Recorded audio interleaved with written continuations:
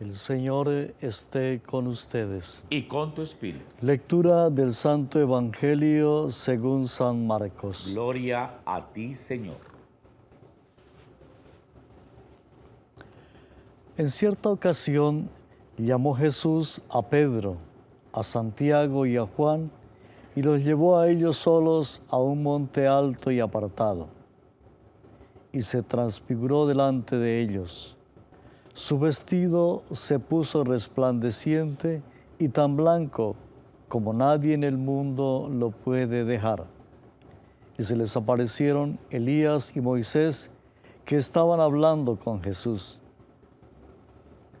Pedro tomó la palabra y le dijo a Jesús: Maestro, qué bueno que estemos nosotros aquí. Vamos a hacer 3 enramadas, una para ti, otra para Moisés y otra para Elías. Es que no sabía qué decir, llenos como estaban de pavor. Entonces apareció una nube que se posó sobre ellos y se oyó una voz que salía de la nube: Este es mi Hijo muy querido, escúchenlo. Y de pronto, al mirar alrededor, ya no vieron a nadie más que a Jesús con ellos. Cuando bajaban del monte, Él les ordenó que no contaran a nadie lo que habían visto, sino solo cuando el Hijo del Hombre resucitara de entre los muertos. Ellos mantuvieron en privado este asunto, aunque se preguntaban qué quería decir con aquello de resucitar de entre los muertos. Palabra del Señor. Gloria a ti, Señor Jesús. Hermanas y hermanos, un saludo de nuevo en este día en que estamos celebrando la transfiguración del Señor. Como hemos escuchado en la narración del Evangelio, esta fiesta está dedicada a celebrar este acontecimiento que vivieron 3 de los discípulos de Jesús que subieron con Él al monte. Y como lo hemos escuchado en la narración, allí Jesús se transfiguró. Les ha revelado su divinidad. Aquellos discípulos que seguramente en su corazón se preguntaban diariamente quién era aquel maestro a quien seguían, pues ahora tienen como una visión más profunda, clara, de la divinidad de Jesús. Él se les ha revelado claramente a estos discípulos allí en el monte. Han tenido una experiencia de esa vida nueva, de esa resurrección a la cual todos estamos llamados. Y ahí en el monte aparecen Elías y Moisés, sellando así la unidad del proyecto de Dios iniciado con el pueblo de Israel. Eso que hemos venido leyendo durante varias semanas, ese proyecto de Dios con el pueblo de Israel y que ahora alcanza una unidad grande, ayudándoles a estos discípulos a entender que Jesús es el Mesías esperado y que hay una unidad entre ese proyecto que Jesús ha venido predicando y las expectativas del pueblo de Israel, aquellas expectativas que fueron pasando de generación en generación, con Abraham, con Jacob, con Isaac, con Moisés, con todos aquellos que han venido acompañando al pueblo de Israel en todo su proceso.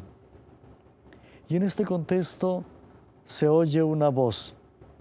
Pareciera que el cielo irrumpe en la historia, en la naturaleza de la humanidad.